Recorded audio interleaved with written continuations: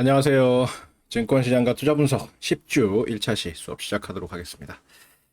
자, 지난 시간까지 해서 우리가 이제 주식과 채권의 개념에 대해서 알아봤고, 이번 시간부터는 이제 채권의 가치평가 이야기를 하도록 하겠습니다. 채권의 가치평가를 하려면 우선 등비급수라는 걸 알아야 돼요. 등비급수. 등비급수는, 항의 합으로 표시되어 있는 그런 수학적인 개체다. 그죠? 더하기로 연결된 수학적 개체를 항이라 그래요.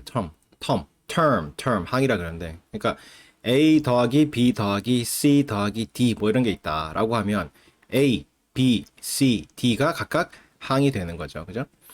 혹은 A 빼기 B 이렇게 되면 항이 A하고 마이너스 B가 항이에요. 그죠? 혹은 뭐 A 마이너스 CD 이렇게 있으면 A하고 마이너스 CD가 각각의 항이야. 그래서 항과 항 사이는 더하기로 연결이 되어 있고, 더하기 기호를 뺀 나머지를 각각 항이라고 한다. 그죠? 더하기로 연결되어 있고 더하기 양쪽에 있는, 그죠? 그 개체들을 항이라고 그런다. 그래서 요 항들을 다 더한, 어떤 특수한 형태의 항을 다 더한 거를 급수라고 하는데, 영어로는 시리즈라 그래. series. 뭐 한국 시리즈 뭐 그런 거 있잖아요. 그죠? 그런 것처럼, 뭐 아니면 무슨 시리즈물 그러잖아. 추리소설 뭐 무슨 시리즈. 예, 요즘에는 추리소설, 여러분들 추리소설 읽나요? 소설 자체를 잘 안 보게 되죠. 다들 뭐 넷플릭스 보고, 그죠? 영상물을 주로 보지, 뭐 활자로 된 걸 잘 안 보게 될 텐데, 하여튼 무슨 시리즈. 그 최근에 나온 추리물 중에서 그 도진기 작가가 쓴 추리물에 보면, 뭐 거기 나오는 주인공들이 고진 변호사가 주인공으로 나오는 뭐 고진 변호사 시리즈 뭐 이런 게 있고, 그다음에 또 누가 나오더라. 하여튼 또 다른 그 주인공이 나오는 뭐 그런 계열의 소설을 또 무슨 시리즈 이렇게 이야기를 하잖아요. 전혀 안 와닿습니까? 그 시리즈가 급수. 그러니까 수학에서 이제 항의 합을 급수라고 그러는데, 영어로는 그거를 시리즈라고 그런다. 그래서 이 금융을 보다 보면 용어들이 생각보다 굉장히 익숙한 용어들이 많아요. 우리가 증권도 시큐리티라고 했죠. 시큐리티. 그죠? 안보 보안을 나타내는 그 시큐리티가 증권이라는 의미다. 뭐 그런 거고. 그래서 수학이나 금융이나 뭐 이런 거 하다 보면, 우리가 생활에서 익히 사용하고 있는 그 용어가 전혀 딴 의미로 사용되고 있는 경우가 많습니다. 그래서 급수라고 할 때 요렇게 생긴 놈을 geometric series라고 하고, 우리말로는 등비급수라 그래. 등비급수. 요렇게 생긴 거. A 더하기 AR 더하기 AR 제곱 더하기 AR 3승 더하기 쭉 해가지고 마지막에 AR n-1승 이렇게 돼 있는 거. 요때 이제 A는 0이면 안 되고 R은 1이면 안 돼. A가 0이 아니고 R이 1이면 안 돼요. A가 0이면 어떻게 돼요? 0. 그럼 모든 항이 다 0이 되는 거죠. 0 더하기 0 더하기 0 더하기 해서 다 0이 돼버리는 거고, R이 1이면 어떻게 돼요? A 더하기 A 더하기 A 더하기 그렇게 되는 거잖아요. 그래서 A가 0이 아니고 R이 1이 아닌 경우에 이렇게 생긴 요 놈을 등비급수, geometric series라고 한다. 어떤 특징이 있습니까? 앞에 나오는 항에다가 어떤 그 실수 R을 곱하면 바로 뒷항이 되는 거죠. 첫 번째 항인 A에다가 R을 곱하면 두 번째 항인 AR이 되고, AR에다가 또 R을 곱하면 바로 그 다음 항인 AR 제곱이 되고, 거기에 또 R을 곱하면 또 그 다음 항인 AR 3승이 되고, 뭐 이렇게 돼 있죠. 이때 제일 앞에 나오는 요 A를 초항이라 그래. 초항. initial term. 제일 먼저 나오는 항이라고 해서 초항, initial term이라고 하고, 그 다음에 앞 항에 곱해서 뒷항이 되도록 하는 그 공통의 상수 R을 공비, common ratio, 공통된 비, 그죠? 공비, common ratio라고 하고, 그 다음에 항의 개수 n을 뭐 항의 개수라고, 항수라고 하는 거죠. number of terms.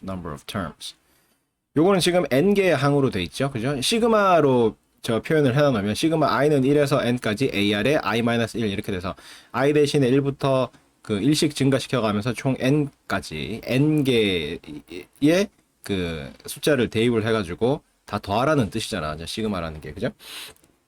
그래서 이 시그마를 보면, 시그마 밑에 있는 그 i의 범위를 보면 i가 1에서 n까지 가니까 1, 2, 3, 4 해가지고 총 n개의 항이 있는 걸 알 수가 있고, 그걸 이제 풀어놓은 이제 우변을 보더라도 a 더하기 ar 더하기 ar 제곱 더하기 쭉 해가지고 ar의 n-1승 이렇게 되는데 그 r의 지수를 보면 지수가 1, 2, 3 해가지고 n-1까지 가죠. 그래서 그 지수로 보면 항이 ar부터 ar의 n-1승까지 총 n-1개가 있고 그 다음에 초항인 a가 있으니까 합치면 n개의 항이 있다는 사실을 알 수가 있죠.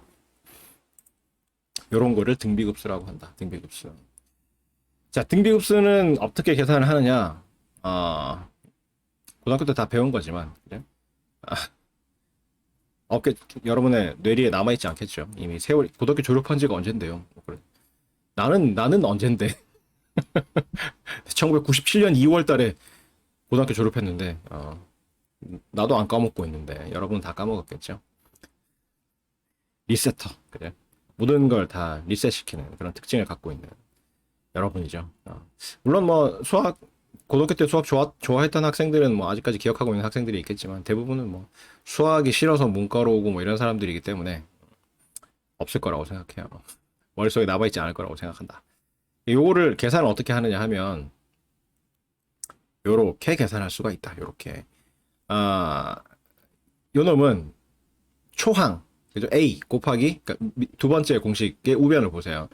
A 곱하기 괄호 열고 1-r의 n승 괄호 닫고 나누기 1-r 이렇게 되는데 요거를 뭐 A, R 뭐 이렇게 기억을 하면은 이게 기억하기가 쉽지 않고 그 다음에 이제 기호가 바뀐다거나 이러면은 굉장히 혼란스럽기 때문에 초항 곱하기 1-공비의 항수승 나누기 1-공비 이렇게 기억을 해야 돼요.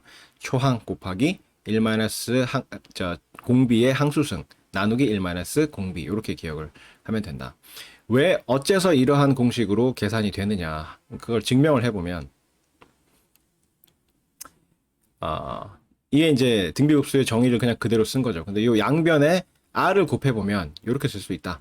이 좌변에 r을 곱하면 이렇게 되고 좌변에 r을 곱하면 이 시그마 앞에 r이 곱해지는 이런 형태가 되고 우변에 r을 곱하면 각 항에 r이 다 곱해져서 초항이 ar이 되고 두 번째 항은 ar 제곱이 되고 이렇게 쭉 해가지고 총 arn까지 이렇게 가게 되겠죠.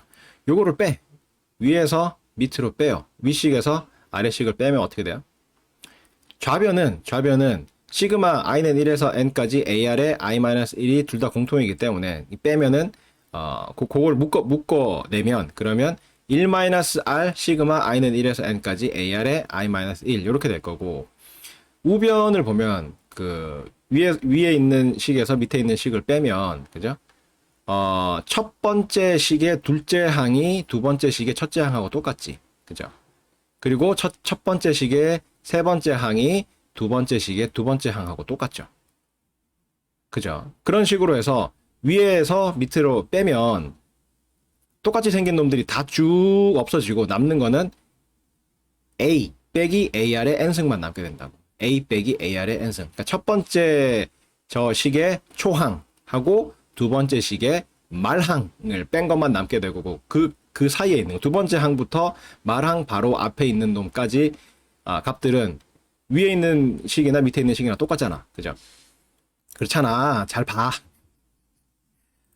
이럴 때 이게 불편해. 이게 진짜 칠판이면 옆에다 짚으면서 여기 봐, 여기 막 이야기를 할 텐데 이게 전자적으로 표현이 돼 있기 때문에. 그죠? 자. 답답하네, 나도. 첫 번째 요 식에, 그죠?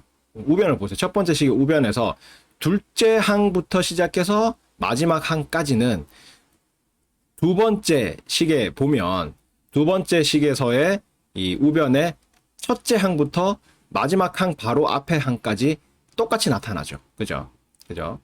위에 있는 저 윗식의 초항부터 둘째 항부터 마지막 항까지가 두 번째 식의 초항부터 마지막 항 바로 앞 항까지 그대로 나타나지.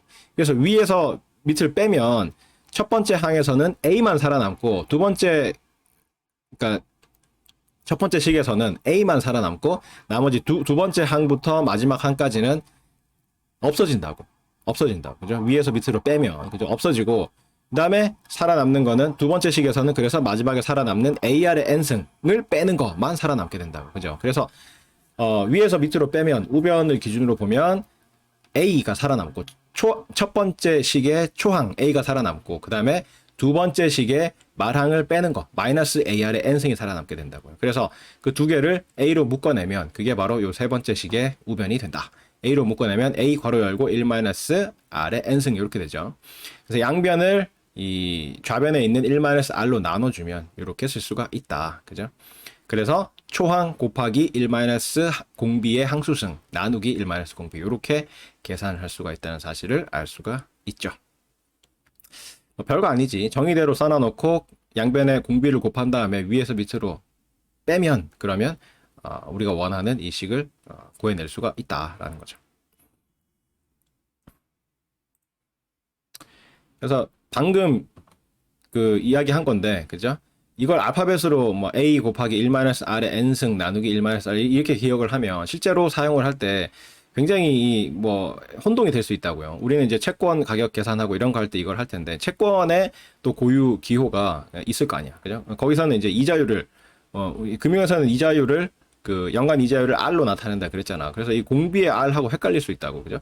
뭐 그런 등등 이 다른 기호로 표시를 했을 경우에 이 헷갈릴 수가 있기 때문에 그거를 그렇게 기억을 하지 말고 이렇게 등비급수의 계산은 초항 곱하기 1 공비의 항수승 나누기 1 공비 이렇게 기억을 하는 게 좋다. 초항 곱하기 1 공비의 항수승 나누기 1 공비.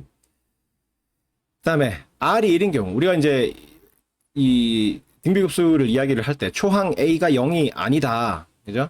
그다음에 공비가 1이 아니다. 이렇게 하고 이제 그 정의를 했었는데 뭐 초항이 만약에 그 0이 되면 어떻게 돼요? A가 0이 되면 0 더하기 0 더하기 0 더하기 0 더하기 해서 0을 n개 더한 거죠. 0을 n개 더해봐야 0이 되는 거고.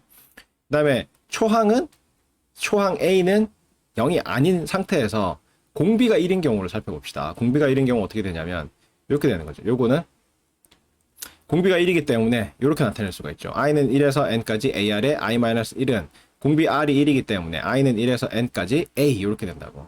그 말은 a를 n번 더하라는 이야기죠. 그죠? a를 n번 더하라는 이야기지. 그래서 이렇게 된다고. 그죠? a를 n번 n개의 a를 더하라는 이야기죠. 그래서 na가 돼. na. 그죠? na. 그래서 요거는 등비급수가 아니다. 등비급수가 아니다. 우리가 알고 있는 그러한 일반적인 등비급수가 아니다. 어쨌든 계산은 na로 계산할 수가 있다. 그죠? 초항 곱하기 항수 이렇게 해서 계산할 수가 있다. 이 등비급수가 아니다 이렇게 하니까 교수님 저 고등학교 때 배운 그 교과서에 보니까 등비급수라는데요. 등비급수인데 계산을 이렇게 na로 한대요. 뭐 이렇게 이야기를 하잖아요. 견해 차이야, 견해 차이. 이걸 등비급수로 볼 수도 있고 등차급수로 볼 수도 있어요. 그죠? 등차급수. 등차급수는 뭐겠어요? 앞에 항에다가 일정한 수를 더해서 뒷항을 구성하는 거. 그죠? 뭐 예를 들어서 뭐 a 더하기 d라고 해봅시다. d. a 더하기 d. 그럼 초항이 a고 두 번째 항은 a 더하기 d고 그다음에 세 번째 항은 a 더하기 2d고 뭐 네 번째 항은 a 더하기 3d고 뭐 이런 식으로. 그죠? 앞에 항에다가 d라는 상수를 더해서 뒤의 항을 구성하는 그런 이제 등차급수라고 하면 이것도 등차급수로 볼 수 있잖아. d가 0인 경우. 그죠? a가 0이 아니고 d가 0인 경우에는 그 등차급수가 a 더하기 a 더하기 a 더하기 a 더하기 이렇게 되는 거잖아요. 그죠? 앞에 항에다가 0을 더하면 뒤에 항이 되고 거기다 또 0을 더하면 또 세 번째 항이 되고 뭐 이런 식으로 앞 항에 0을 더해서 뒷항이 되도록 하는 등차급수로 볼 수도 있죠. 요 a 더하기 a 더하기 a 더하기 이렇게 돼 있는 거예요. 그래서 요 경우 그죠? 똑같은 놈들을 뭐 n번 더하는 거 요거는 뭐 등비급수로 볼 수도 있고 등차급수로도 볼 수가 있어요. 그죠? R이 1인, 공비가 1인 등비급수다. 이렇게 봐도 되고. 그죠? 그다음에 등차급수에서는 그걸 뭐라 그래요? 공차? 영어로 잘 모르겠는데 공차라 그래. 공차 그러니까 뭐 이 음료 대만에서 온 그 음료 버블티 그게 생각이 나는데 어쨌든 그죠? 그래서 등비급수로도 볼 수 있고 등차급수로도 볼 수 있어. 근데 우리 책에서는 그 엄밀한 의미의 그죠? 원래의 그 등비급수 개념하고 비교를 해서 등비급수가 아니다 이렇게 써놨을 뿐이야. 근데 다른 책에서는 이것도 등비급수의 일종이다 이렇게 써놓은 책도 있을 수 있고 그 다음에 등차급수의 그 한 종류다 이렇게 서술을 해놓은 책도 있을 수 있고 뭐 하여튼 그래요. 근데 그거는 뭐 똑같은 수학적인 개체에 대해서 뭐 이름만 그러니까 분류를 어떻게 하느냐의 차이일 뿐이지 뭐 수학적인 실질이 달라지는 건 전혀 없죠. 그죠? 어쨌든 우리 교재에서는 등비급수가 아닌 걸로 취급을 하고 있어. 그리고 계산을 할 때는 NA, 그죠? 초항이 n번 반복이 된다. 그래서 NA로 계산을 하게 된다. 자, 다시. 뭐 별거 없죠, 그죠? 별거 없죠? 더하기로 연결된 수학적 개체를 항이라고 한다. 그래서 더하기와 더하기 사이에 있는 그 수학적인 개체를 항이라고 하고 그 항의 합을 급수라고 부른다. 항의 합을 급수. series, 시리즈. 예, 영어로 정확히 읽으면 series 이렇게 읽어지는데 그거를 우리는 시리즈 이렇게 그렇게 읽죠. 한글로 써놔놓고 그냥 급수라고 하는데 등비급수는 geometric series. geometric이 그 뜻이 뭐예요? 기하학적인 뭐 이런 의미죠. 기하학적인. 그래서 이게 사실은 우리말로 수학적으로 번역할 때는 등비급수 이렇게 번역을 하는데 여러분이 흔히 쓰는 그 기하급수라는 거 있잖아요. 기하급수적으로 증가한다 뭐 이런 거 있잖아요.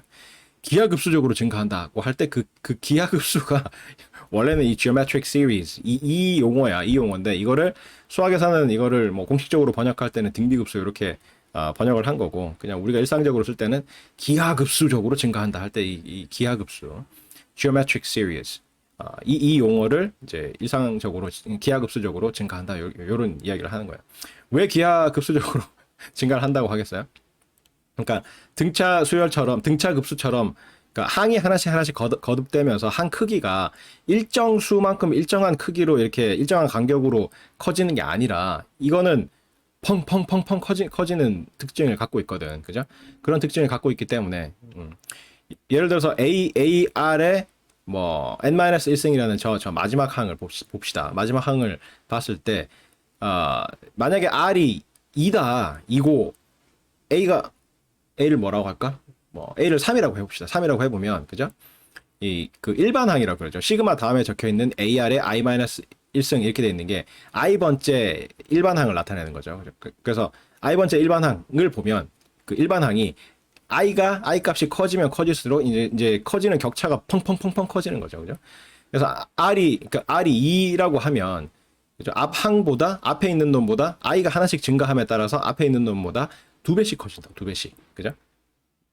그죠? 처음에 초항이 3이고 두 번째 항은 3 곱하기 2 해서 6이고 그 다음에 세 번째 항은 그놈의 또 2배인 12고 그죠? 그러니까 3, 6, 12, 24, 48, 뭐 96 이런 식으로 펑펑펑펑 2배씩 막 커지잖아요. 그래서 그렇게 이제 증가하는 속도가 급격하다라는 의미로 기하급수적으로 뭐 증가한다 이런 이야기 할 때 그 기하급수 이야기가 이거야 이거 이 등비급수 이야기라고요. 등비급수 이야기를 수학에서 공식적으로 용어를 번역하기에는 등비급수 그죠? 앞항과 뒷항 사이에 비가 일정하다 비율이 일정하다. 그래서 뒷항 나누기 앞항 하면은 R이라는 어떤 상수의 동일한 등자가 같은 등자거든. 같은 비율의 급수다. 그러니까 항들을 쭉 더한 건데 그 인접 항들 사이의 비율이 일정한 똑같은 그러한 급수다라고 해서 이제 등비급수 이렇게 공식적으로는 번역을 하는데 일상적으로 사용을 할 때는 이제 기하급수적으로 증가한다라는 말처럼 그렇게 이제 일상적으로 사용해요. 근데 그 뜻이 뭐냐면 이런 식으로 등비급수적으로 증가를 한다는 거죠. 일반 항이 I가 커짐에 따라서 이제 커지는 정도가 몇 배씩 이렇게 펑펑펑펑 뛰면서 증가를 한다는 거죠. 그죠? 뭐 10%씩 증가한다. 뭐 이런 게 아니고 그죠? 10%씩이란다. 등차급수를 생각해 봅시다. 뭐 2씩 증가한다. 3씩 증가한다. 앞항에다가 2를 더하면 뭐 뒷항이 된다. 뭐 이런 것 같으면 뭐 초항이 2고 그다음에 공차 용어 모르겠어요. 나 고등학교 졸업한 지가 지금 얼마 됐냐? 25년쯤 돼가지고 정확한 용어가 기억이 안 나는데 맨날 이제 등비급수 이런 것만 사용하고 해가지고 이렇게 앞항에 더해서 뒷항이 되도록 하는 그 D자 있잖아요. D는 difference의 약자거든. D를 쓰는데 그놈이 만약에 2라고 해봅시다. 그러면 초항이 3이고 그렇게 이제 앞항에 더해서 뒷항이 되도록 하는 그 공차 대만에서 온 공차가 2라고 해보면 3, 5, 7, 9, 11 뭐 이렇게 증가를 하잖아. 그럼 증가 속도가 완만하다고, 그죠? 3, 5, 7, 9 이렇게 증가를 하는데 이게 등비급수의 형태로 돼 있다. 그래서 2배씩 증가한다. 그러면 3, 6, 12, 24 이런 식으로 이제 그 점점 이제 그 i가 커짐에 따라서 증가하는 폭이 등차 급수에 비해서 훨씬 크죠. 2배씩, 그죠? 엄청 커지는 거죠. 그래서 조금만 지나가더라도 등차 급수에 비해서 이제 엄청나게 큰 수가 나타나게 되는, 그죠? 그러한 특징을 갖고 있는 게 이 등비급수다. 그래서 등비급수는 앞 항에다가 어떤 일정한 상수를 곱해서 뒷항을 구성을 해서 그놈들을 다 더한 그러한 급수다. 그러한 급수. 영어로는 geometric series다. 그러니까 여러분이 일상적으로 쓰는 용어인데 그 용어의 뜻이 사실은 이런 거다라는 거죠. 등비급수가 여러분이 생각하는 그 기하급수다라는 그거는 뭐 처음 들었을 거예요. 자, 요때 제일 앞에 나오는 요 항 A를 초항, initial term이라고 하고, 그 다음에 앞 항에 곱해서 뒷항이 되도록 하는 그 공통의 상수 R을 공비, common ratio라고 하고, 항의 개수 N을 항수, number of terms라고 한다. 요때 등비급수의 계산은 요렇게 한다. 요렇게 생긴 이 등비급수는 이러한 공식에 따라서 계산을 해낼 수가 있다. 초항 곱하기 1-S 공비의 항수승 나누기 1-S 공비 이렇게 계산할 수가 있고, 등비급수에서는 항상 초항도 0이 아니고 공비도 1이 아닌 그런 상황을 상정을 해두고 있다.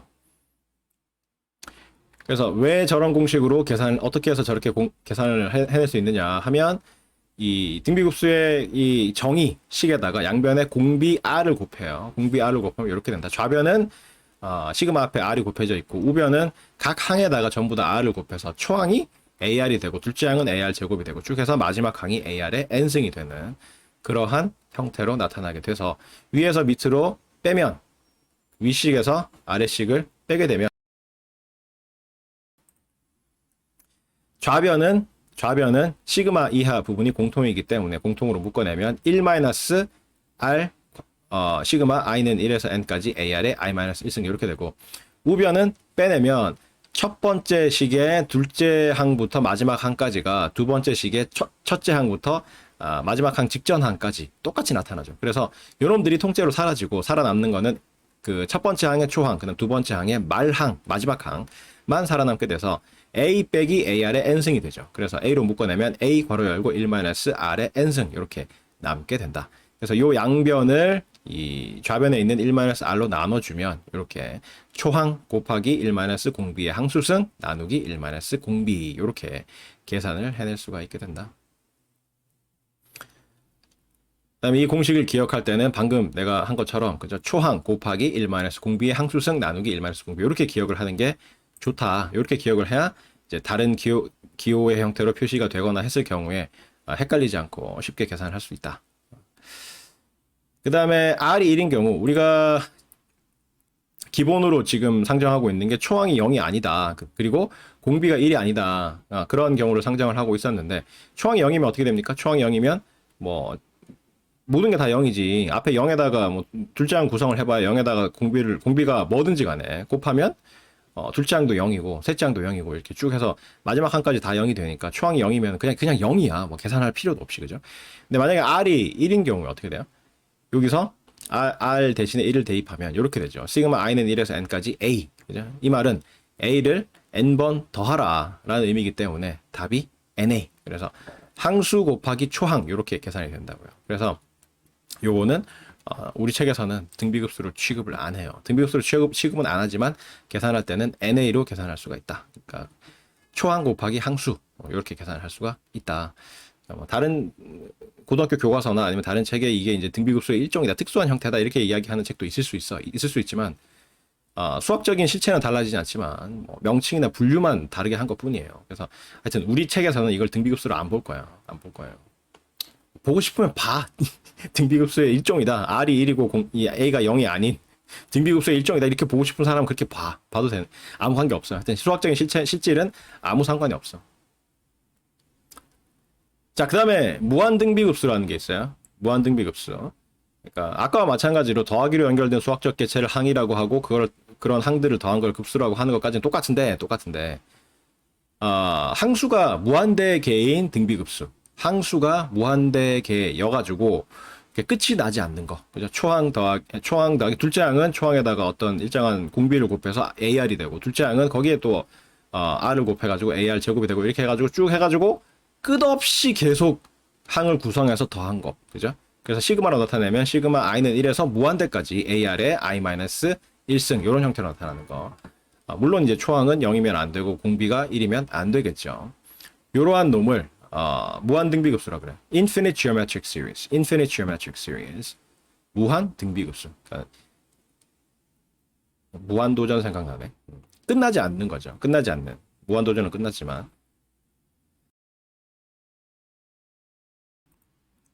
항이 끝나지 않아. 끝나지 않아. 그래서 계속해서 항을 구성해서 더하는, 그죠? 항수가 무한대개인 그러한 등비급수를 무한 등비급수, infinite geometric series, infinite geometric series라고 부른다. 이때 뭐 용어는 다 똑같아. 그 제일 처음에 나오는 이 a를 초항, initial term이라고 하고, 앞 항에 곱해서 뒷항이 되도록 만들어주는 그 공통의 상수 r을 공비, common ratio, 공비, 무장공비 이런 거 아니고, 그죠? common ratio. 무장공비 여러분 모르죠?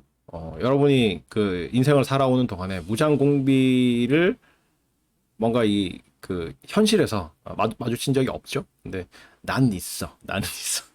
내가 직접 무장공비랑 싸웠다거나 그런 건 아니고 96년에 강릉에 북한 잠수정이 침투를 했거든요. 여러분 들으면 막 옛날 막 엄청 옛날 이야기 하는 거 같잖아.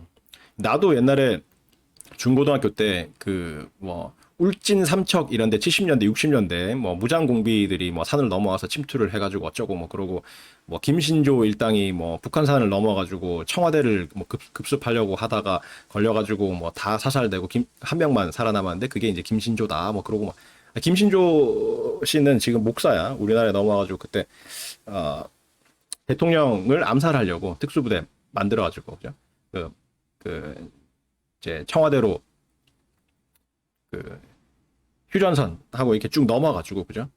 청와대로 투입해가지고 대통령 암살하려고 왔었다가 중간에 이제 걸린 거지. 걸려가지고 막 이렇게 다 이제 사살되고 한 명이 딱 살아남았는데, 살아남은 사람이 김신조였어요.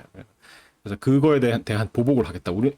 우리나라 입장에서는 좀 그렇잖아. 우리 어디 감히 우리 대통령을 이러면서 보복을 하기 위해서 키운 부대가 실미도 부대죠. 실미도 부대. 그래서 우리도 김일성의 목을 따겠다 이러면서 이제 각종 이제 범죄자들, 우리나라에 있는 범죄자들을 끌어모아가지고 실미도라는 섬에다가 가둬놔 놓고 지옥 훈련을 시켜가지고 특수 부대를 만들어서 북한에 이제 침투시키려고 했었는데, 훈련 다 끝난 상태에서 침투 작전하기 직전에 작전 중지 이러면서 남북 관계가 갑자기 이제 해빙 무드 얼음이 녹고 갑자기 이제 뭔가 회담도 하고 사이가 좋아졌어. 그래서 부대를 폐기하라. 그래가지고 뭐 부대원 전부 다 이제 전원 사살하시오. 뭐 이런 명령이 내려와가지고 뭐 한데, 그게 이제 영화 실미도의 내용이 그런 거거든. 그런 건데, 그 실미도는 이제 강릉 무장공비 사건, 이제 내가 96년도에 내 고3 때 일어났던 사건인데, 그 사건이 일어난 이후에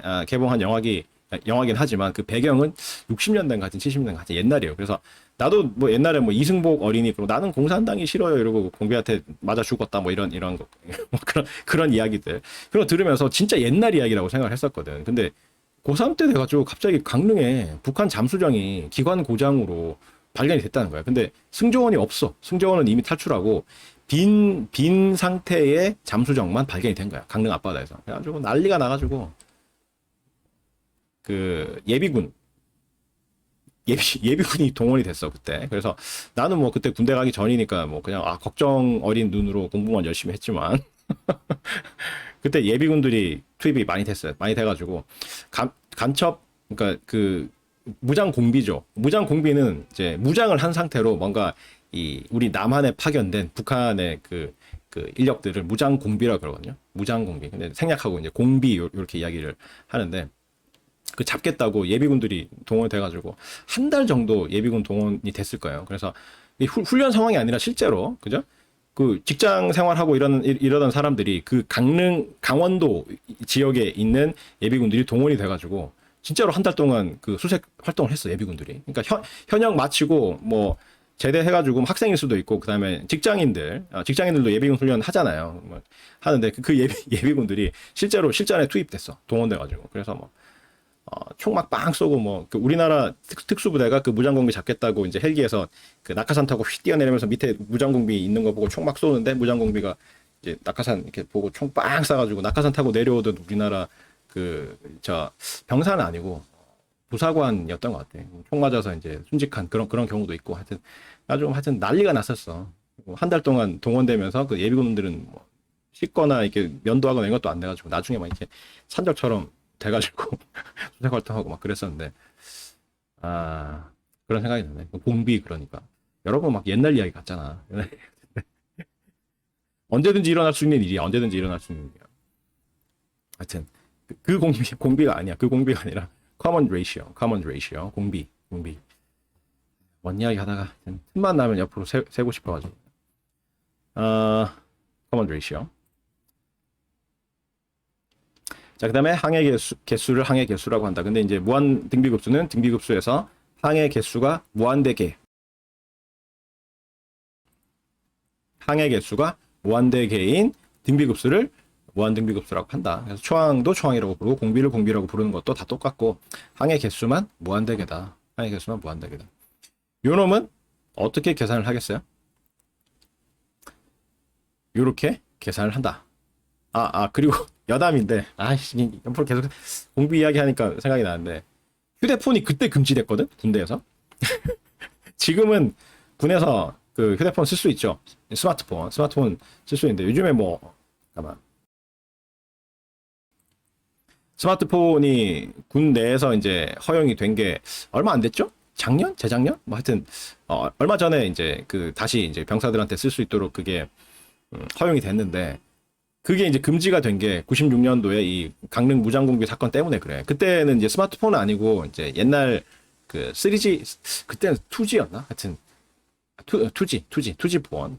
그냥 통화만 되고, 뭐 이렇게 그런 거 있어. 벽돌보다 좀 작은 건. 초창기에는 완전 벽돌 크기였는데, 그래도 이제 기술이 발달해가지고 96년 정도 되면은 그래도 이제 손에 들고 다닐 만한 그런 지금의 스마트폰 크기보다 좀 더 작았어요. 그러니까 크기는 작아졌는데, 보통 이제 통화하고 문자 보내고 요런 정도 쓰는 그런 이제 휴대폰이 있었거든요. 근데 그게 군에서 뭐 규제가 없었어요. 그게 신문물이기 때문에 그거에 대한 규제가 없이 그냥 일반 병사들도 전부 휴대폰 갖고 다녔는데, 아니 무장공비 수색 작전 막 하고 하는데, 무장공비들이 이제 비밀 아지트 그래가지고 산에다가 이제 줄여서 비트라 그러는데, 그런 거 이제 파가지고 땅속에 이렇게 숨어가지고 낙엽 같은 거 이렇게 가을에 침투를 했어. 가을에 이제 낙엽 같은 거 이렇게 덮고 이렇게 숨어 있을 수 있기 때문에 소리 이렇게 내면 안 되잖아. 수색 은밀하게 하다가 이제 이제 잡아야 되는 상황인데, 소리가 나면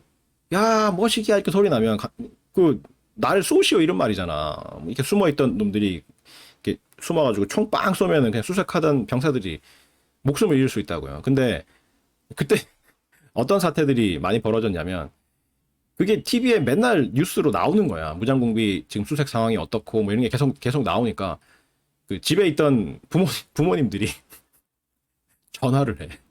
뭐 시기야 뉴스 보니까 뭐 어떻게 됐다더라. 너는 잘 있냐 이러면서 수색 한창 총 들고 이렇게 하고 있는데, 삐리리리 울리니까 그 소리를 듣고 무장공비가 총 빵 쏘고 뭐 이런 사태들이 막 발생을 한다고. 그래서 수색 작전이 엉망이 되고 이런 경우가 발생을 해가지고 병사들 휴대폰 소지 금지. 그 사건 때문에 그래. 그래서 그때 금지가 돼가지고 20년 넘게 그죠? 금지가 돼 있다가 최근에 그게 이제 다시 스마트폰 사용이 허락이 된 거죠. 역사적인 사건이야. 군대 내에서 병사들이 휴대폰을 이제 사용할 수 없도록 만드는 그 사건이 96년에 있었던 강릉 무장공비 사건이었어요. 공비 이야기하니까 그런 생각이 나네. 그래. 그러니까 지금 여러분들 이제 군대 갔다 온 군 필자들, 남학생들은 지금 예비군 훈련을 하고 있을 텐데, 지금 코로나 때문에 예비군 훈련이 뭐 거의 온라인 예비군 훈련 뭐 이렇게 대체가 됐을 텐데, 예비군은 언제든지 그러한 뭐 비상사태가 터지면 실전에 투입되니까 설렁설렁 하지 마세요. 언제 투입될지 몰라. 준현역이야, 준현역. 자, 무한등비급수는 계산을 어떻게 하느냐 하면 이런 공식으로 계산을 할 수가 있다. 이런 공식으로 계산을 할 수가 있다. 자, 뭐 어떻게 보면 좀 더 단순할 수도 있고 어떻게 보면 이 경우를 두 개로 나누는 거니까 좀 복잡해 보일 수도 있는데 공비의 절대값이 1보다 작은 경우, 공비의 절대값이 1보다 작은 경우, 그러니까 마이너스 1에서 1 사이의 값인 경우, 단 뭐, 그래. 맞아요. 뭐, 단 이런 게 아니라, 마이너스 1에서 1 사이에 수여가지고 공비가, 그래서 그 절대값이 1보다 작은 경우에는 간단한 공식으로 계산할 수가 있어. 초항 나누기 1 마이너스 공비, 이렇게 계산을 할 수가 있고, 초항 마이너스 1 마이너스 공비, 이렇게 계산을 할 수가 있고, 공비의 절대값이 1보다 크거나 같은 경우에는 값을 계산할 수가 없어요. 값을 계산할 수가 없다고. 특정한 어떤 상수값으로 계산을 해낼 수가 없어. 그래서 이런 경우를 통칭해서 발산한다 그래요. 발산한다. 그러니까 이거는 극한의 개념인데 극한에서 극한값을 계산해낼 수 없을 때 극한값을 어떤 상수값으로 하나의 고정된 값으로 계산을 할 수 있으면 그게 이제 그 극한값이 되는데 그 극한값을 계산할 수 없을 때 뭐 값이 이렇게 출렁출렁 변한다거나 아니면 뭐 무한대로 간다거나 막 음의 무한대로 간다거나 양의 무한대로 간다거나 아니면 뭐 어떤 특정한 수사에서 왔다 갔다 한다거나 뭐 이런 경우, 그러니까 하나의 어떤 그 숫자로 딱 나타낼 수 없을 때 그럴 때 이제 발산한다라는 용어를 써요. 그러니까 구할 수 없다는 이야기야. 그냥 쉽게 말해서 구할 수 없다는 이야기를 발산한다 이렇게 이야기를 해요. 값을 구하는 경우는 어떻게 이야기해요? 어떤 값으로 수렴한다 이렇게 이야기하죠. 그죠? 수렴한다. 그래서 요거는 지금 무한대가 들어있기 때문에 그래. 그래서 이 극한 개념, 그러니까 뭐가 이렇게 i가 무한대로 접근하는 그런 상황이잖아요. 1부터 시작해서 계속 증가해가지고 무한대로 접근하는 개념이기 때문에 극한과 마찬가지로 초항 나누기 1 공비의 값에 수렴하게 돼요. 수렴한다 이렇게 표현을 해요. R의 절대값이, 그러니까 공비의 절대값이 1보다 작은 경우에. 극한 이야기 계속해서 미안한데 그 극한 계산을 아주 간단한 계산을 여기서 할 거야. 그러니까 걱정은 하지 마. 극한 계산을 딱 하나만 아주 간단한 걸 할 거예요. 근데 뭐 극한 계산 축에도 들지 않는 그런 계산을 할 거니까.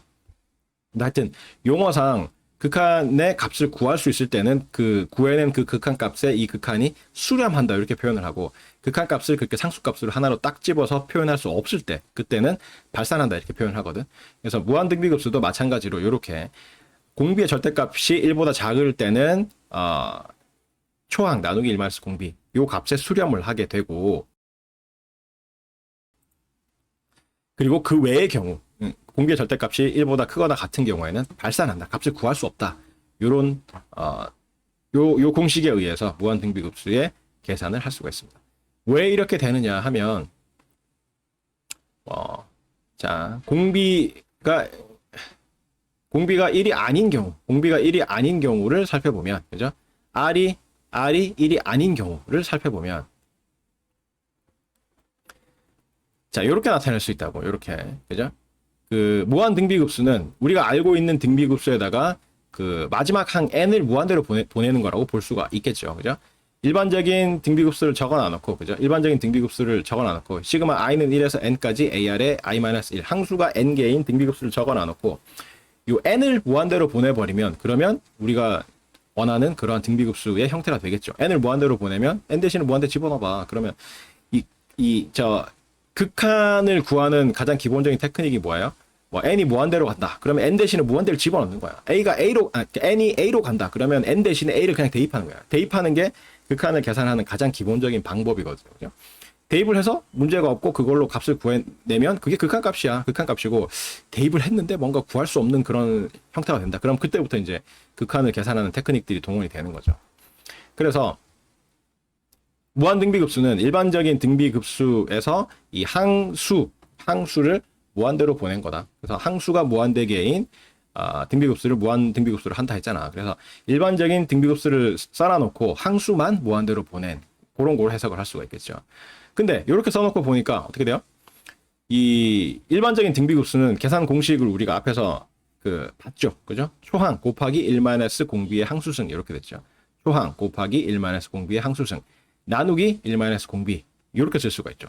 그리고 앞에 극한이 n이 무한대로 가는 요 극한이 취해져 있으니까 결국 이거는 이 극한을 계산하는 문제로 바뀌게 된다고. 그죠? 이때 r이 1보다 r의 절대값이 1보다 작은 경우라고 생각을 해보세요. 그러면 r이 예를 들어서 2분의 1이라고 해봐. 2분의 1이면 어떻게 돼요? n이 점점 커져서 무한히 커질 때 2분의 1의 n승은 어디로 가요? 2분의 1의 n승은 2분의 1, 4분의 1, 8분의 1, n이 하나씩 커진다고 해봅시다. 그래서 계속 키우면 2분의 1의 1승, 그게 첫 번째 항이죠. 2분의 1, 그 다음에 4분의 1, 그 다음에 8분의 1, 그 다음에 16분의 1, 32분의 1, 64분의 1, 128분의 1, 256분의 1, 뭐 이렇게 분모만 커지잖아. 분자는 1로 그대로 있고. 그래서 점점 작아지죠. 그래서 점점 0에 가까워져서 저 식 전체로 봤을 때는 그 r의 n승이, 그죠? 2분의 1의 n승, 저 부분이 n이 무한대로 감에 따라서 0에 가까워져서 사라져버리고, 그러면 남게 되는 게 초항 나누기 1 공비, 요놈만 남게 된다라는 이야기죠. r이, 그죠? 공비가 마이너스 2분의 1이어도 마찬가지야. 마이너스 2분의 1이면 어떻게 돼요? n이 커짐에 따라서 마이너스 2분의 1, 4분의 1, 마이너스 8분의 1, 16분의 1, 마이너스 32분의 1, 64분의 1, 마이너스 128분의 1, 뭐 이렇게 돼가지고 부호는 바뀌지만 점점 이렇게 출렁 거리면서 점점 0에 가까워진다고. 그죠? 출렁거리면서 점점 0에 가까워진다. 그래서 마찬가지로 r이 음수이면서 그 절대값이 1보다 작은 경우, 예를 들어서 r이 마이너스 2분의 1 같은 그런 경우에도 r의 n승은, 그죠? n이 무한대로 갈 때 0으로 가버린다고. 0에 수렴해버린다고. 그래서 남는 거는 초항 나누기 1 공비가 남게 된다고요. 근데 만약에 이 공비의 절대값이 1보다 크거나 같은 경우를 살펴보면 값을 구할 수가 없어요. 그래서 발산한다고 하는 거야. 왜 값을 구할 수 없느냐 하면 일단 r이 1이 돼버리면 이 공식으로 계산할 수가 없죠. 그죠? 이 공식으로 계산할 수가 없어요. r이 1이 돼버리면 이 공식으로 계산할 수 없어. 그래서 그거는 요 다음에 다루기로 하고. 왜냐면 왜 계산할 수 없어요? r이 1이 돼버리면 분모가 0이 되잖아. 분모가 0이 돼버리면 수학적으로 말이 안 된다고. 뭘 0으로 나누고 뭐 이런 건 말이 안 되잖아요. 그죠? 분모에 0이 들어가면 안 돼. 분모는 항상 그 0이 아닌 어떤 값이 들어가야 돼요. 분모에 0이 들어가면 수학적으로 말이 안 되지. 그죠? 몇 개로 나눈다라는 건데, 뭐 1개로 나누는 것도 아니고, 1개로 나누면은 그 자신이잖아. 그죠? 그냥 통째로 그냥 놔두라는 건데, 0개로 나눈다. 그러면 논리적으로 말이 안 된다고. 그래서 분모에 0이 들어가면 안 되기 때문에, r은 1이 되면 안 돼. 1이 되면 이 공식을 사용을 할 수가 없어요. 그죠? 그래서 공비의 절대값이 1이 되는 다른 경우가 뭐가 있어요? 마이너스 1이지, 마이너스 1. 그러면 r 대신에 마이너스 1을 집어넣으면 어떻게 돼요? 저 극한에서 1-r은 r이 마이너스 2라면 마이너스 1이라면 2가 되지. 그죠? 1 마이너스 1이니까. 그죠? 2가 되죠. 그래서 2분의 그다음에 a 곱하기 1 마이너스 1의 n승 이렇게 되는데, 마이너스 1의 n승은 어떻게 돼요?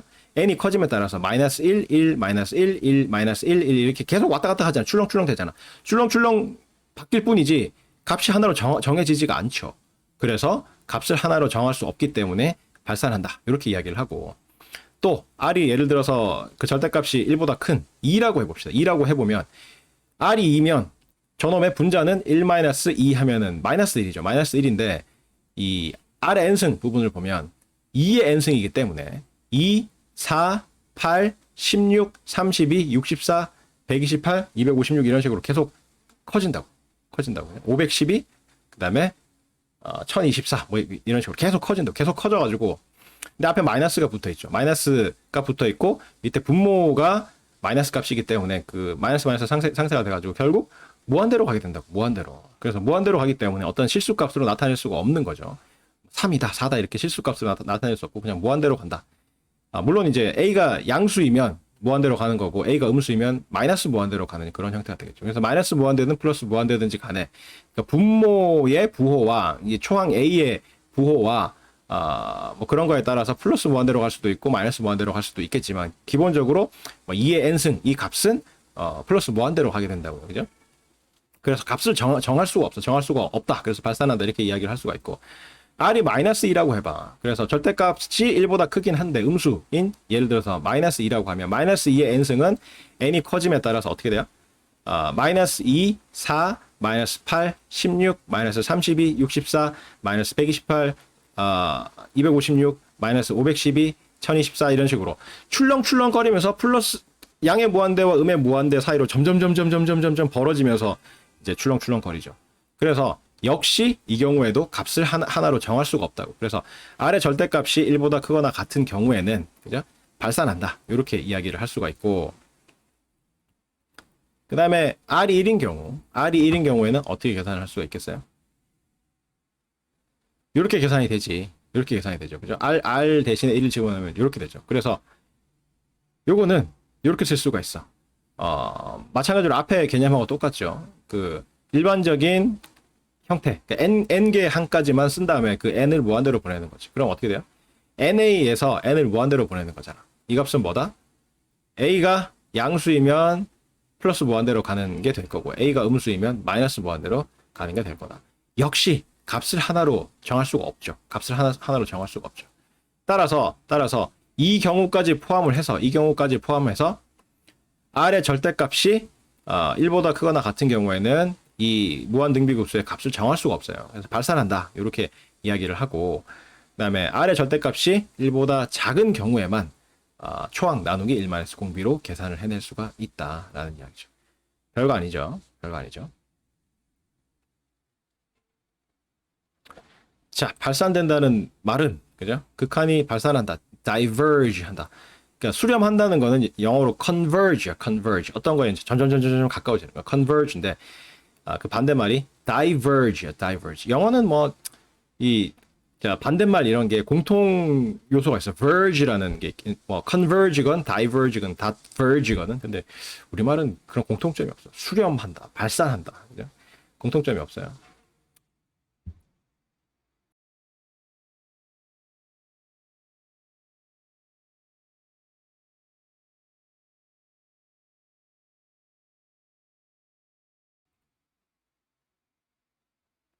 자, 그래서 발산한다는 말은 극한값이 플러스 무한대 혹은 마이너스 무한대로 가거나 아니면 뭐 하나의 값으로 수렴하지 않는다. converge 하나의 값으로 정할 수 없는 왔다 갔다 하는 거. 마이너스 1과 1 사이를 왔다 갔다 한다거나 이런 거 그죠? 그래서 뭐 그런 거를 이제 발산한다고 한다. 그러니까 하나의 값을 못 구한다는 뜻이야. 극한 값을 구할 수 없다라는 게 발산한다는 뜻이에요. 극한 값을 구할 수 있을 때는 그 극한 값으로 수렴한다 이렇게 표현을 하고. 왜냐하면 극한이라는 거는 어떤 변수 값이 무한히 어떤 다른 값에 증가를 할 때, 그 변수의 함수 값이 어떤 값에 접근하느냐를 물어보는 거거든. 그러니까, 그렇기 때문에 수렴이라는 이야기를 하는 거야. 가까워진다. 아주 가까워진다. 이런 이야기를 하는 거고. 확정된 값이 아니야. 그죠? 뭐, x가 a다. x가 a일 때 이 함수의 값은 얼마인가. 이게 아니라, x가 a는 아닌데 a에 계속 가까워지면 이 함수 값은 어디에 가까워지느냐 이걸 묻는 거기 때문에 그 극한값을 구하면 그 극한값이 구해지면 그 극한값은 어디에 수렴한다 이렇게 표현을 해요. 수렴을 한다. 근데 그 경우가 아닌 경우 구할 수 없는 경우는 전부 다 발산한다고 이야기를 하죠. 그래서 요것도 무한등비급수도 계산을 할 때 이렇게 기억을 할 때 공식을 이렇게 기억을 하면 된다. 공비의 절대값이 1보다 작은 경우에 무한등비급수는 초항 나누기 1-공비다. 그 다음에 요 조건, 공비의 절대값이 1보다 작다라는 요 조건이 만족하지 않으면 그냥 구할 수 없다 이렇게 생각을 하면 돼요. 그럴 경우 발산한다 이렇게 이야기를 하면 된다.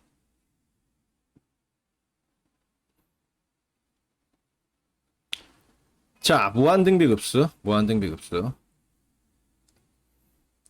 무한등비급수는 항수가 무한개인 등비급수다. 초항은 0이 아니고 초항이 0이면 이 경우에도 그냥 0이죠. 0을 무한히 더해봐야 그냥 0이지. 그죠?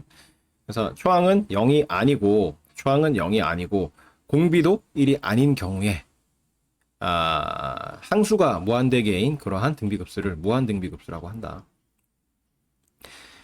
이때 제일 앞에 나오는 항을 초항이라고 부르고 initial term이라고 부르고 앞 항에 곱해서 뒷항이 되도록 하는 공통의 상수 r을 공비 common ratio라고 했다.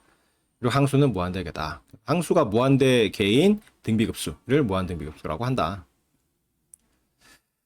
무한등비급수의 계산은 이렇게 할 수가 있다. 공비의 절대값이 1보다 작을 때 초항 나누기 1-공비로 계산할 수가 있고, 그렇지 않은 경우에는 값을 계산할 수 없다. 발산한다. 왜 그러한가 하면, 먼저 공비가 1이 아닌 경우를 살펴보면, i는 1에서 무한대까지 a 아래 i-1승, 저거는 일반적인 그 등비급수를 적어 놔놓고 항수를 무한대로 보낸 거다. 이렇게 해석을 할 수가 있겠고, 이때 이제 일반적인 등비급수는 계산하는 공식이 초항 곱하기 1-공비의 항수승 나누기 1-공비이기 때문에 이렇게 쓸 수가 있고, 요 극한값을 구해보면 공비의 절대값이 1보다 작은 경우에는 R의 n승이 n이 무한대로 감에 따라서 0으로 수렴을 해요. 0에 가까워지죠. 그러니까 절대값이 R의 절대값이 1보다 작은 경우에 대표적인 케이스로 그죠, 2분의 1을 선정을 해보면 2분의 1에 n승 해서 n을 무한대로 보내보면 2분의 1, 4분의 1, 8분의 1, 16분의 1, 32분의 1, 뭐 64분의 1, 128분의 1, 256분의 1, 512분의 1, 1024분의 1 이렇게 점점 0에 가까워진다는 사실을 알 수가 있죠. 점점 작아져가지고 0에 가까워진다는 사실을 알 수가 있고, 이게 마이너스 2분의 1이어도 마찬가지죠.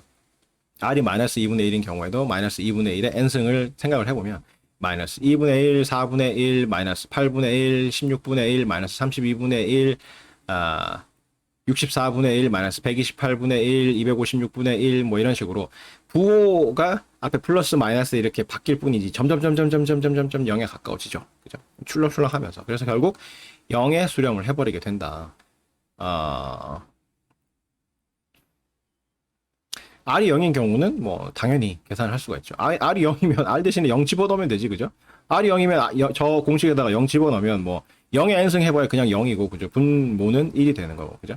그래서 값을 계산을 할 수가 있는데, 그래서 R이 0이면 0의 n승은 뭐 n을 무한대로 보내건 말건 간에 그냥 그 자체로 0이죠. 그래서 저 R의 n승이 0이 돼버린다고, 그죠? 그래서 요 극한값은 초항 나누기 1-공비만 남게 된다. 초항 나누기 1-공비만 남게 된다. R의 절대값이, 공비의 절대값이 1보다 작은 경우. 그 외의 경우, 공비의 절대값이 1보다 큰 경우에는 값을 구할 수가 없다.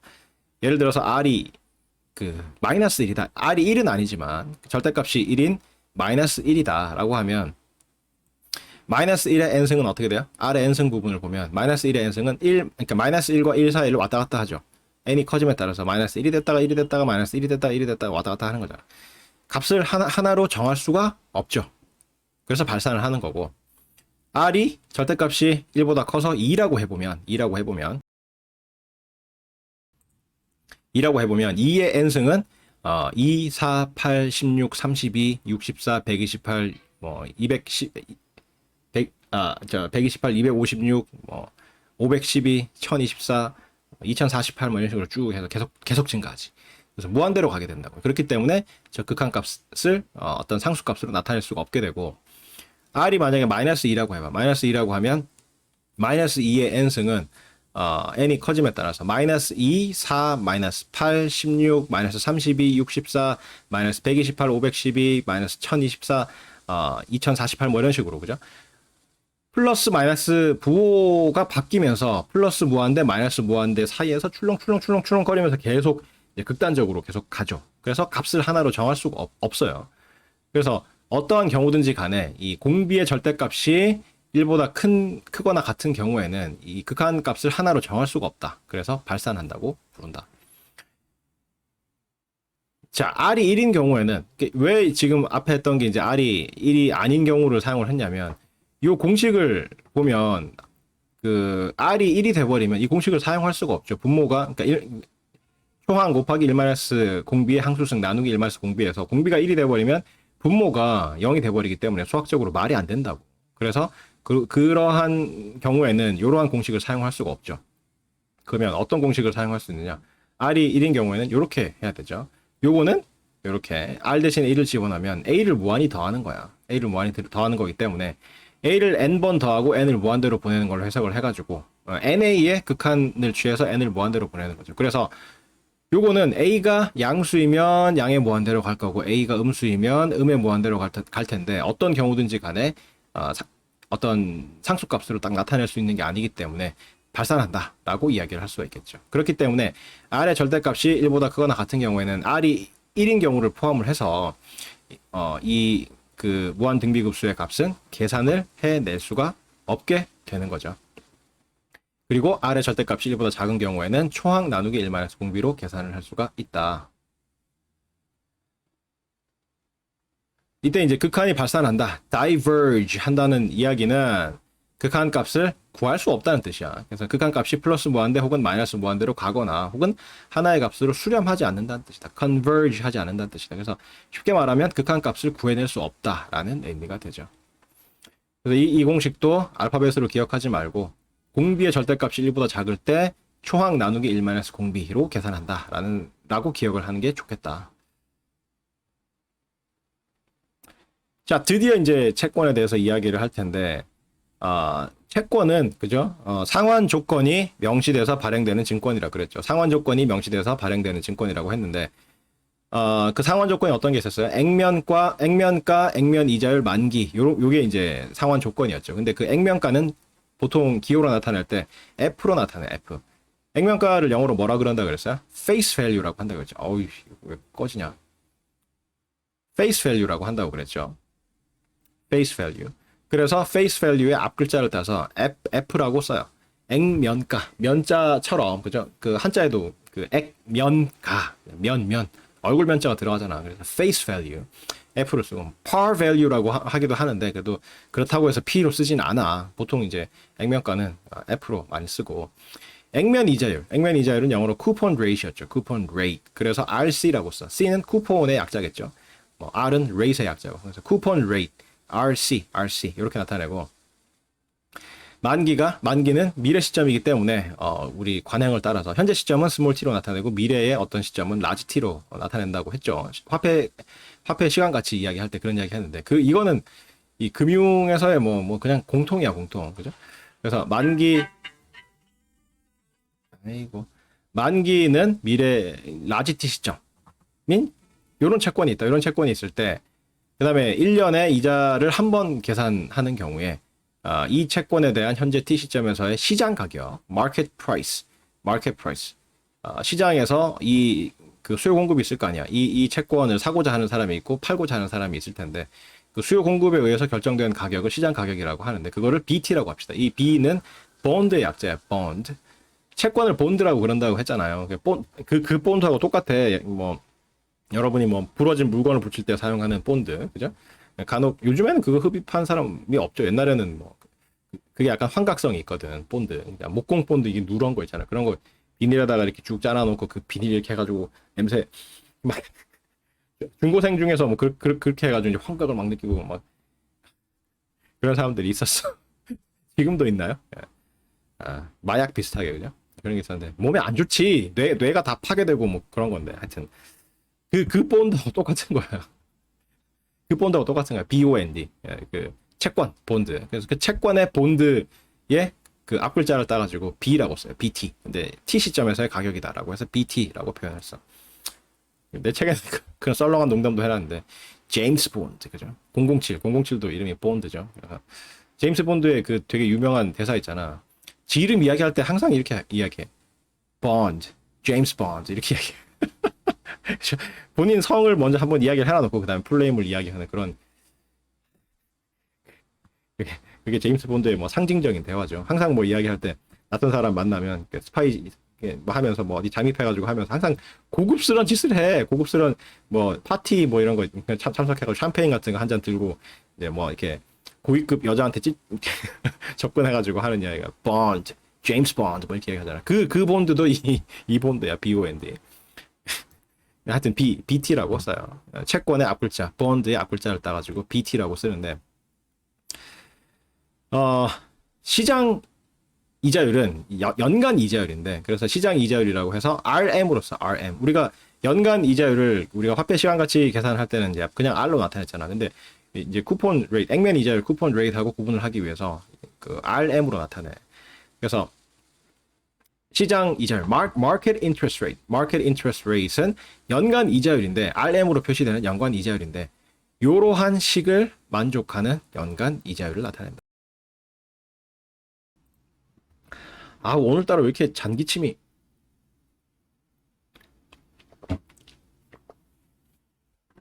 이러한 식을 만족하는 연간 이자율 RM을 시장 이자율이라고 한다. 시장 이자율. 자, 채권의 시장 가격은 어떻게 결정이 되느냐면 화폐 시간 가치 개념의 연장선상이에요. 화폐 시간 가치 개념하고 연장선상인데 채권을 들고 있을 때 발생하는 현금 흐름이 있을 거 아니야. 뭐 1년 뒤에 이자가 발생하고. 그죠? 이자는 어떻게 계산해요? 액면가가 F면 F 곱하기 RC 이게 이자죠. 그죠? 액면 이자율의 의미가 뭐예요? 매년 받게 되는 이자 지급액 나누기 액면가잖아. 그죠? 이자 지급액 나누기 액면가이기 때문에 거기에 그 액면가 F를 곱하면 이자 지급액이 계산이 되겠죠. 그래서 F 곱하기 RC 그게 이자율이야. 근데 그 액면 이자율이야. 그게 매년 말 지급이 된다고. 매년 말 지급이 되다가 마지막에 만기 시점에 액면가가 지급이 되겠죠. 아이고 전화가 오고 나한테 오는 서울에서 오는 전화는 뭐 거의 스팸이야, 스팸. 그렇게 되는 거죠. 그렇게 되기 때문에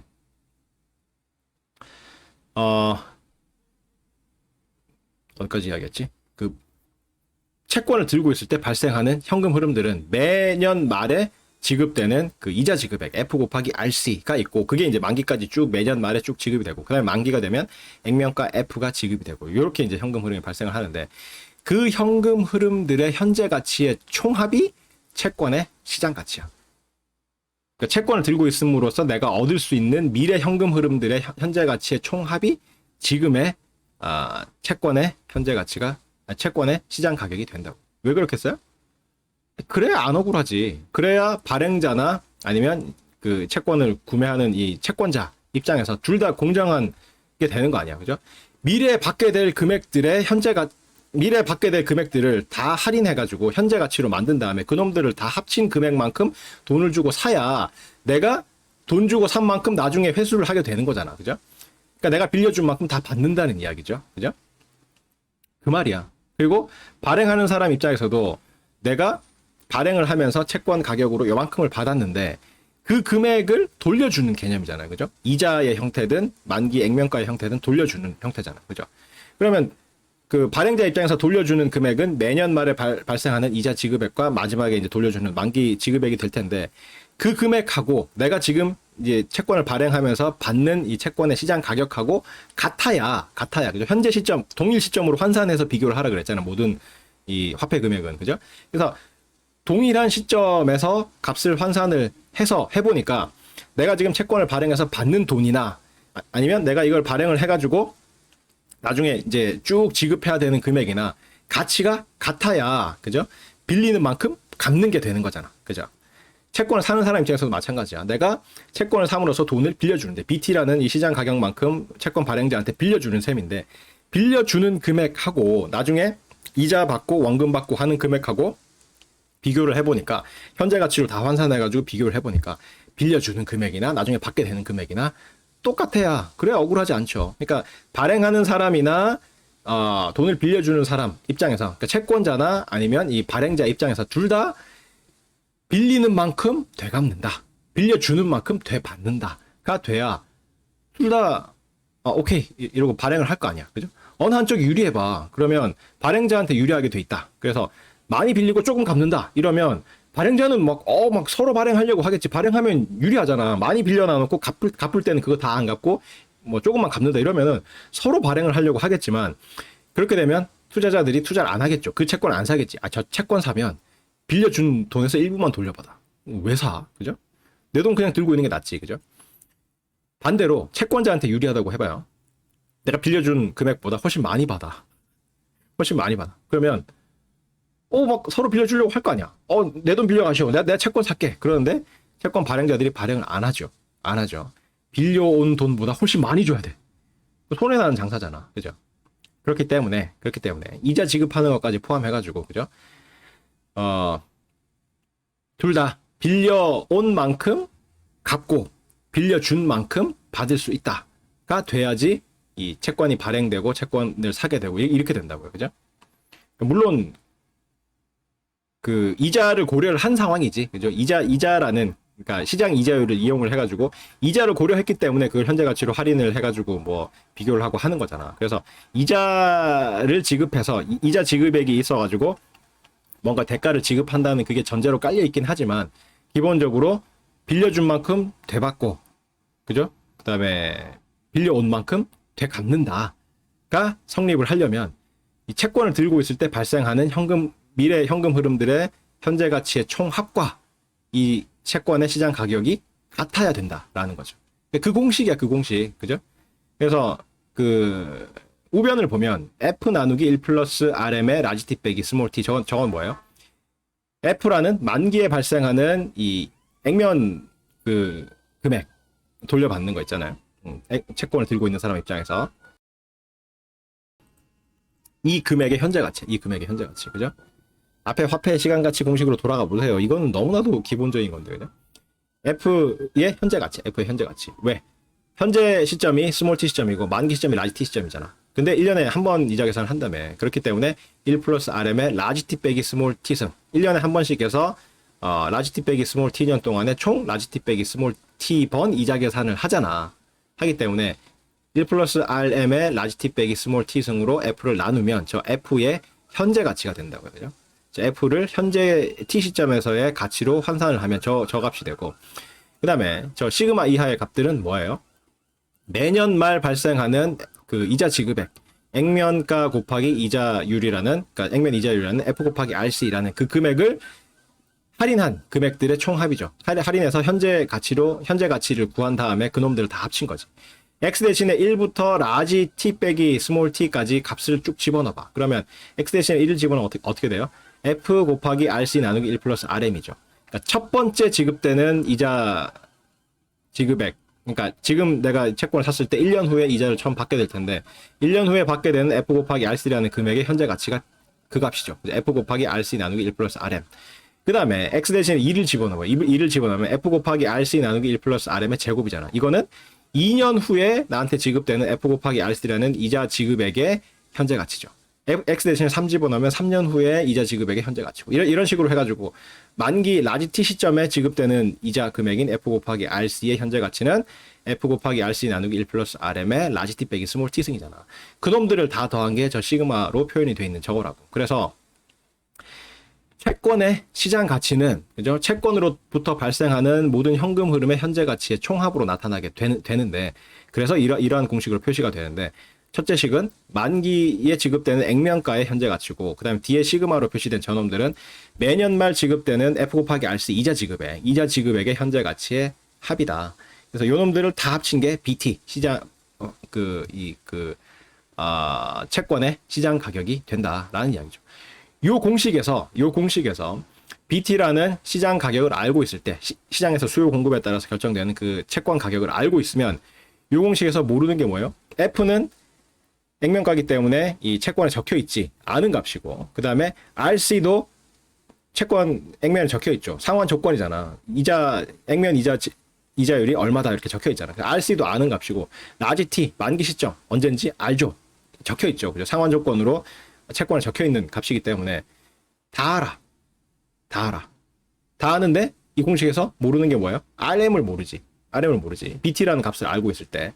그래서 이 공식에서 BT, F, 그 다음에 라지 T, RC 이런 값들을 다 알고 있는 상태에서 유일하게 모르는 RM 값을 계산해내면 그 값을 시장 이자율이라고 하는, 시장 가격에 대응하는 연간 이자율, 그죠? RM. 이거를 시장 이자율이라고 부른다. Market interest rate. 그리고 반대로 똑같은 상황에서 시장 이자율을 알고 있을 때, 그러면 이 똑같은 공식을 이용해가지고 시장 가격은 이렇게 계산할 수가 있어요. BT는 공식은 똑같은데 아래 위에 똑같은데 위에 이제 시장 이자율을 정의할 때는 요 공식으로부터 RM을 구해내면 그 RM을 시장 이자율이라고 한다 이 말이고, 두 번째에는 요 시장 이자율 RM을 알고 있으면 요 공식을 이용해가지고 시장 가격 BT를 계산해낼 수 있다라는 이야기야. 그런 이야기야. 그래서 식은 똑같은데 똑같은 요식을 가지고 BT를 알고 있을 때 RM을 계산을 해내느냐, 혹은 RM을 알고 있을 때 BT 값을 계산해내느냐, 차이일 뿐이야. 그러니까 식은 똑같은데 둘 중에 뭘 구하느냐의 문제일 뿐이야. 그죠? BT를 알고 있을 때 RM을 구하느냐, RM을 알고 있을 때 BT를 구하느냐 라는 문제일 뿐이야. 근데